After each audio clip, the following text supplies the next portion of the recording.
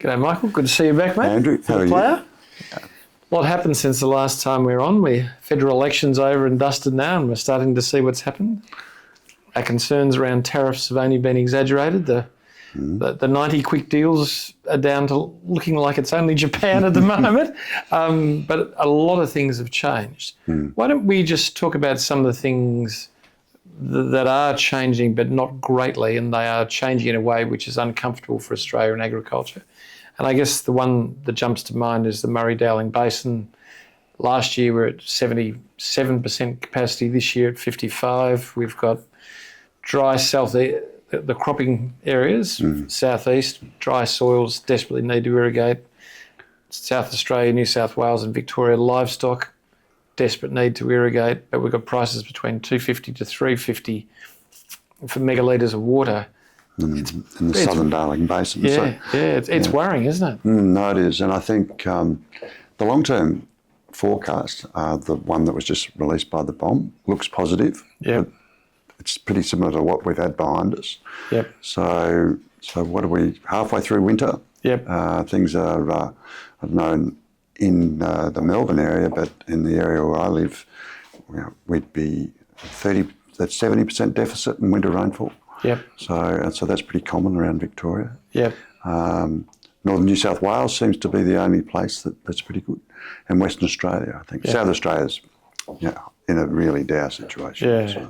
So once we've talked about this a number of times, when the price of water goes up, we know that the diversity of cropping and other things that can be done reduces, and you're left with only those high margin things that you can grow.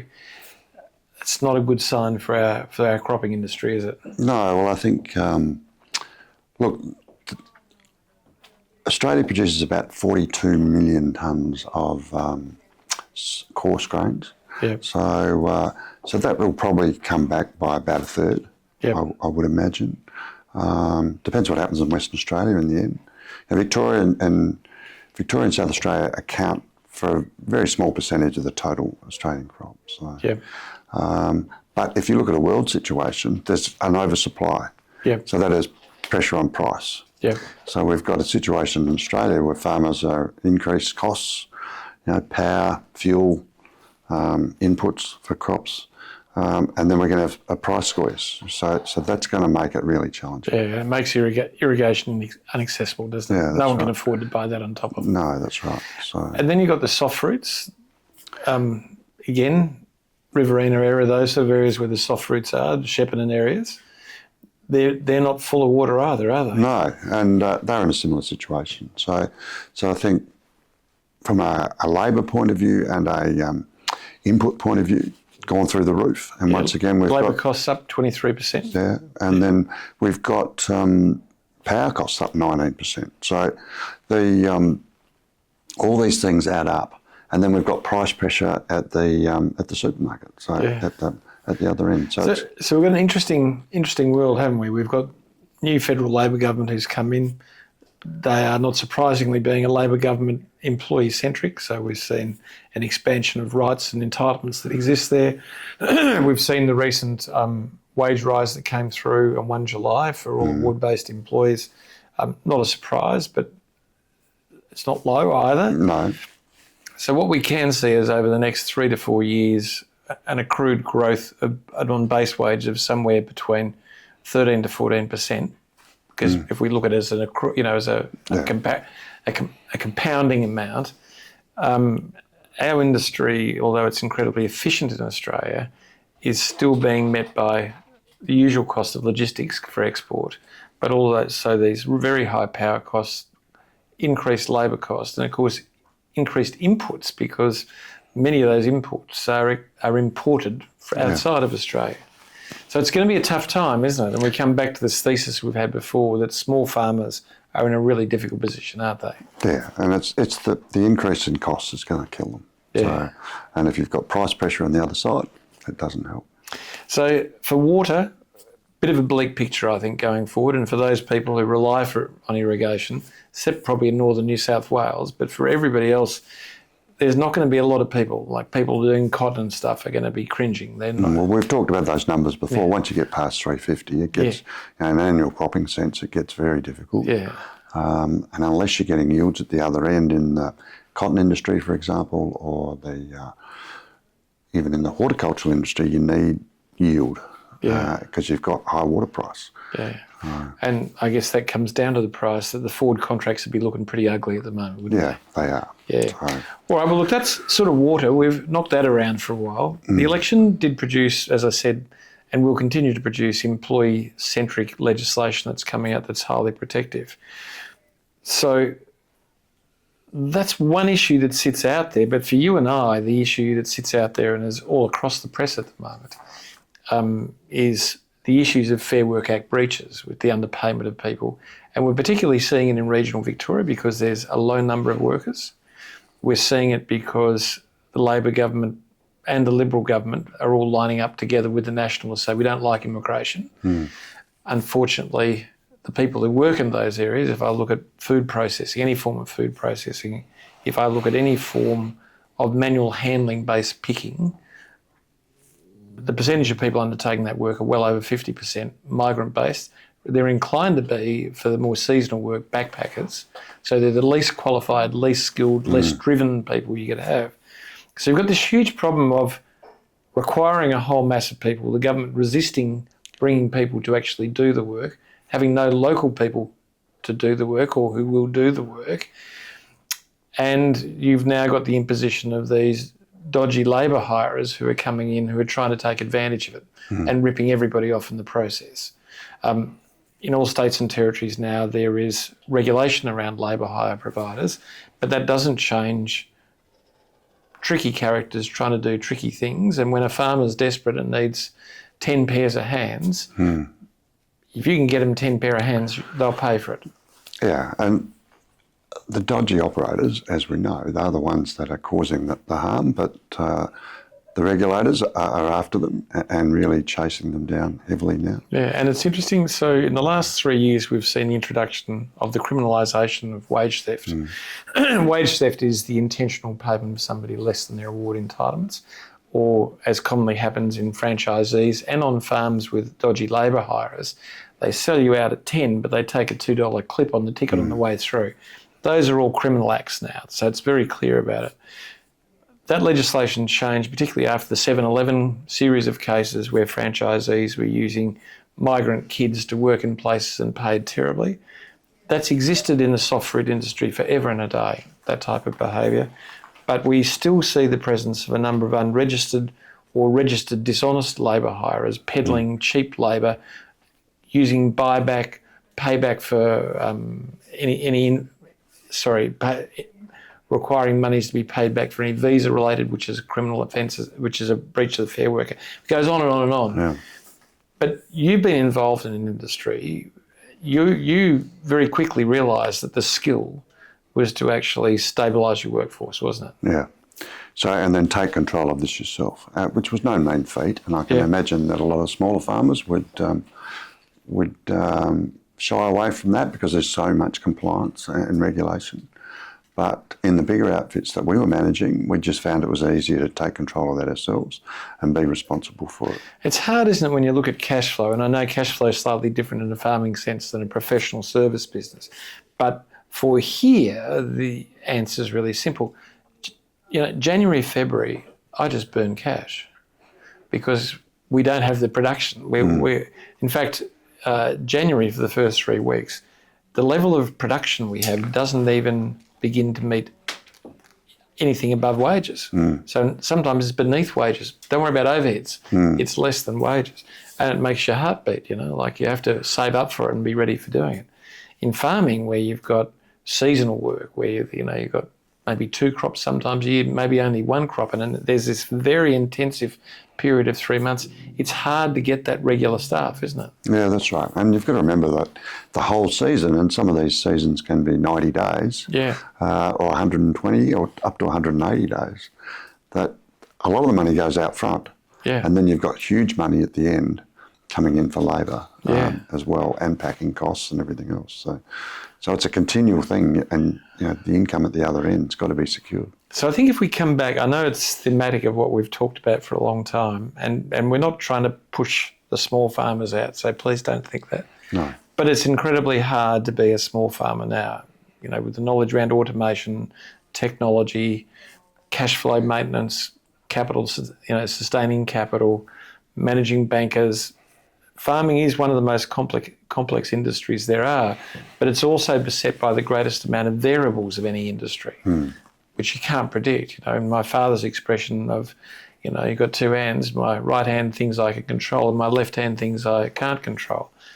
I can easily spend 80% of my time in areas I can control because I can control it. But a farmer can only control about 15%. The rest is over here. Yeah. And they're trying to find automated solutions, technology solutions to draw the uncontrolled and give it some mitigation process over here.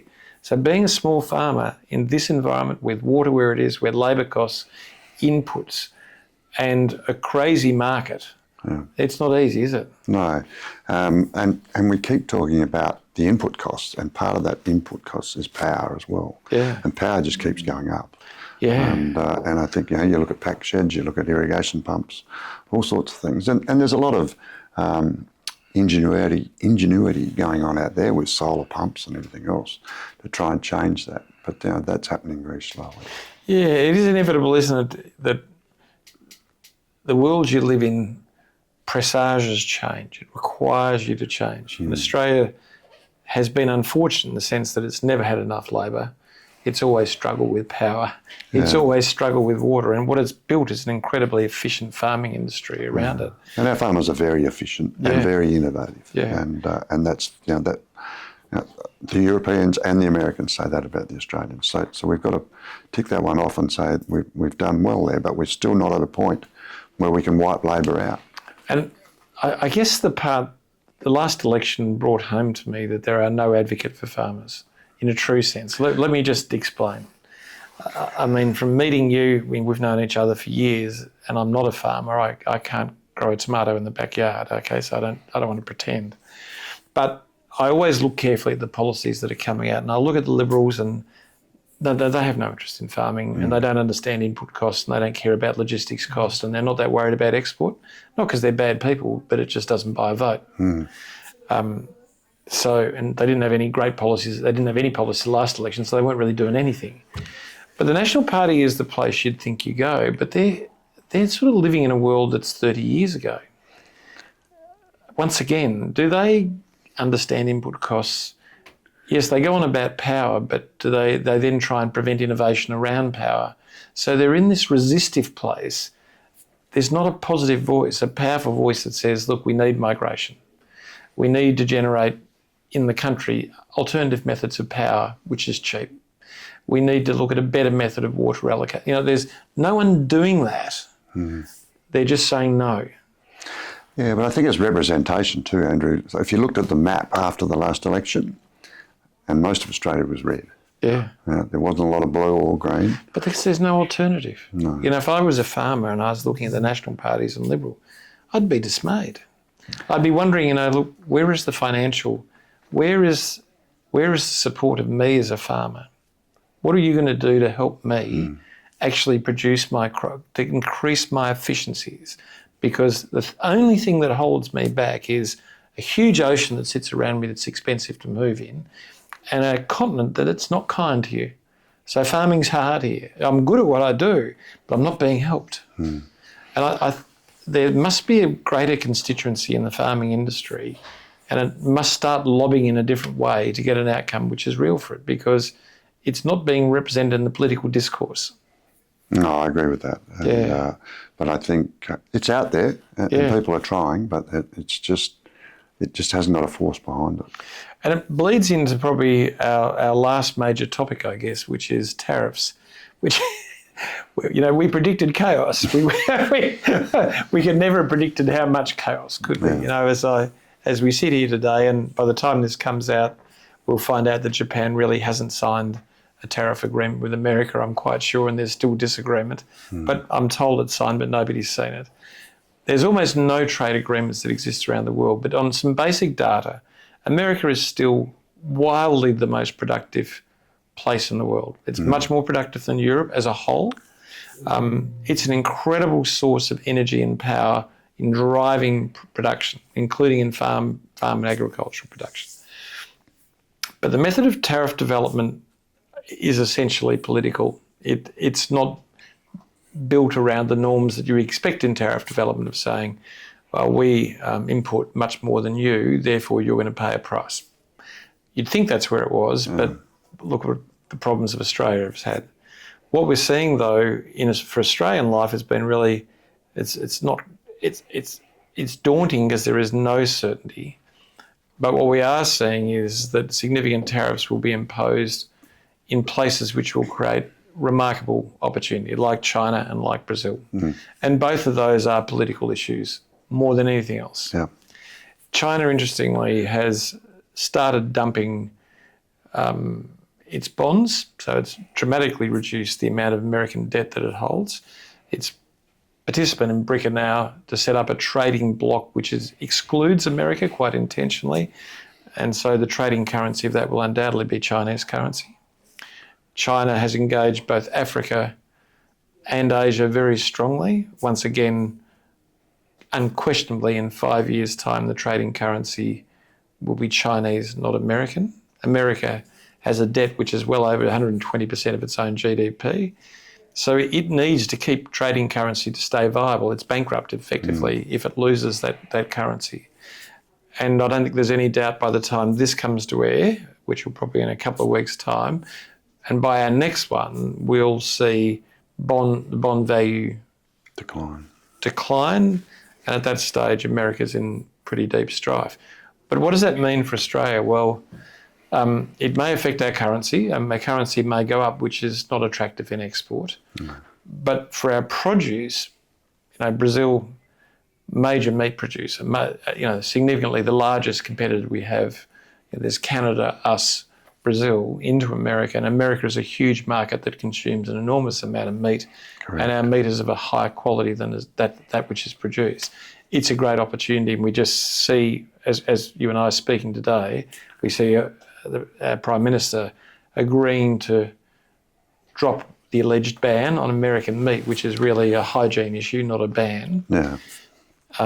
That's a funny one because that just means they check the meat when it turns up at dock rather than preventing it from coming on board beforehand. So it's exactly the same ban, just moved 4,000 kilometres. But you've got to remember that the American supply, as in breeding numbers at the moment, are at their lowest level for some time and are declining.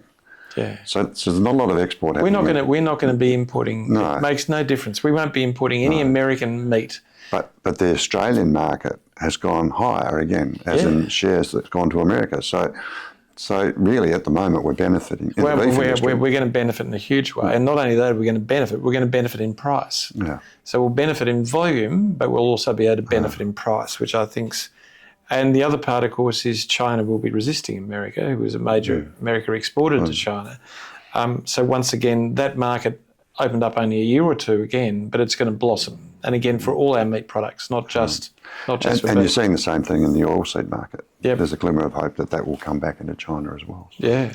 So that'll add value to Australian exports. But I think if we look at what are the risks for Australia, the risks are if the bond market declines, the Australian dollar will likely grow. And that's a disincentive for export. Yeah. So not a great thing for export, not a bad thing importing, but not great for export. The second thing is I don't think there's going to be any great deals done, so we're going to be going through this repeated round of threats around tariffs. I think that the world's got used to instability and is being stable.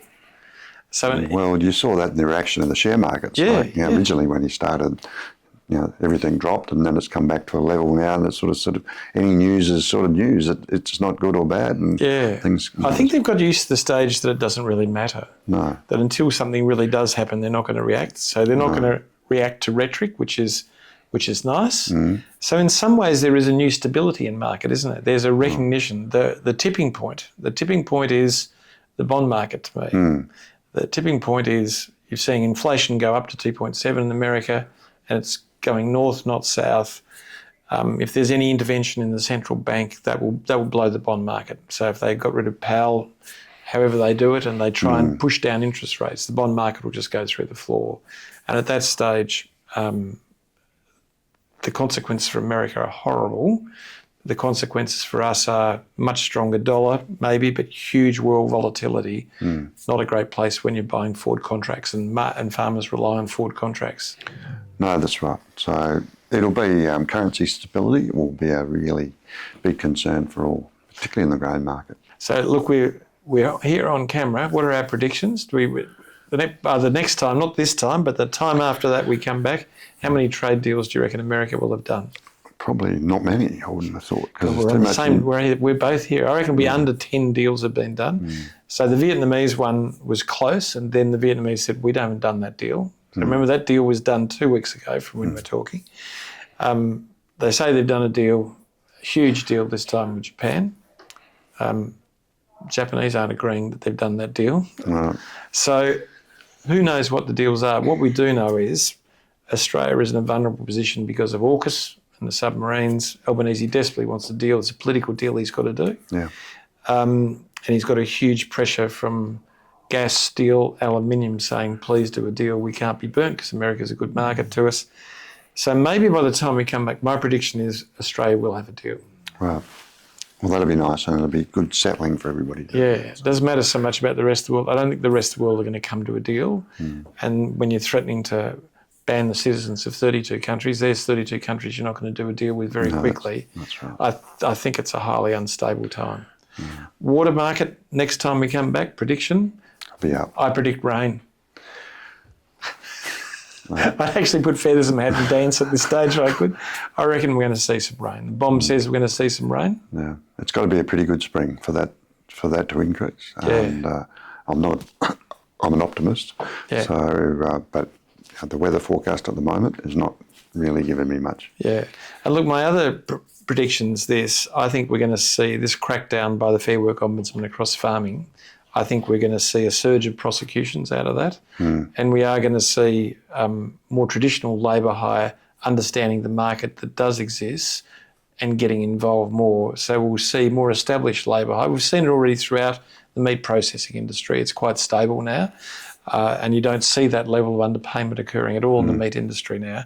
I think that's what we'll start to see in the horticultural industry, soft fruits, all those sort of things. The traditional labour hire will come in and say, hey, there is a really big market here. It's awkward, but you can make money from it, and we're going to use the islander method of bringing people in for that and rotating them through places, and I think that'll be successful. So they're my predictions for the future. I think we're going to see not seismic change, but significant change, which is going to be to the advantage of Australia within the next 2 to 3 months. Well, that'll be good. We'll look forward to that. God, you're so cautious. No wonder you were a successful farmer and I wasn't. All right, see you later, guys. And thanks again. Cheers. Thank you. Take care. Thanks, Bye-bye. Andrew. Bye.